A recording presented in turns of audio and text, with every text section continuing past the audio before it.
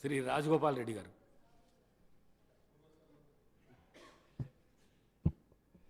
తెలంగాణ రాష్ట్ర శాసనసభకు జరిగిన మూడవసారి జరిగిన ఎన్నికల్లో మీరు స్పీకర్గా ఎన్నిక కావడము చాలా సంతోషకరమైన విషయం అధ్యక్ష. నిజంగా చెప్పాలంటే మేము ఈసారి ప్రభుత్వం వచ్చిన తర్వాత మీరు ఒక పొజిషన్లో ఉంటారు అనుకున్నాం.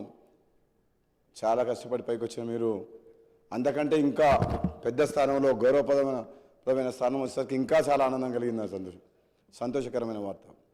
మేమందరం అనుకునేది మా మధ్యన ఉండి స్నేహితుల్లాగా చాలా దగ్గరగా ఉన్న మీరు స్పీకర్ అధ్యక్ష స్థానంలో కూర్చుంటే చాలా సంతోషం అనిపిస్తుంది అధ్యక్ష.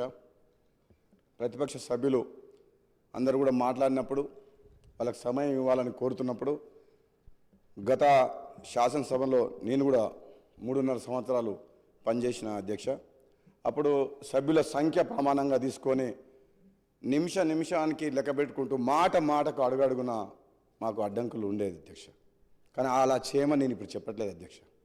సంఖ్యాపరంగా కాకుండా ప్రజా సమస్యల మీద మాట్లాడేటప్పుడు ప్రతిపక్ష సభ్యులకు తగిన సమయం ఇవ్వాలని, అధికారపక్షమైన ప్రతిపక్షమైన ఈ తెలంగాణ రాష్ట్ర ప్రజలు ఎన్నో ఆశలతో తెలంగాణ రాష్ట్రం సాధించుకున్నారు కాబట్టి ఈ ప్రజాస్వామ్యాన్ని కాపాడే విధంగా ప్రశ్నించే గొంతుగా ప్రజల పక్షాన ప్రజాప్రతినిధులుగా ఎన్నికై ఈ సభకు వచ్చిన ప్రతి ఒక్కరికి కూడా వాళ్ళ సమస్యలు కానీ, వాళ్ళ నియోజకవర్గ సమస్యలు కానీ, తెలంగాణ రాష్ట్రంలో ఎన్నో ఆశలతో పెట్టుకున్న ప్రజల సమస్యలు కానీ మాట్లాడే అవకాశం మీరందరికీ కూడా కల్పిస్తారని చెప్పి కోరుకుంటూ, ఒక విధంగా చెప్పాలంటే గతంలో జరిగిన చేదు అనుభవాలను నేను చెప్పదలుచుకోలేదు. కానీ సభ్యులందరికీ కూడా అధికార పక్ష సభ్యుల పార్టీ తరఫున మేము మాటిస్తున్నాం.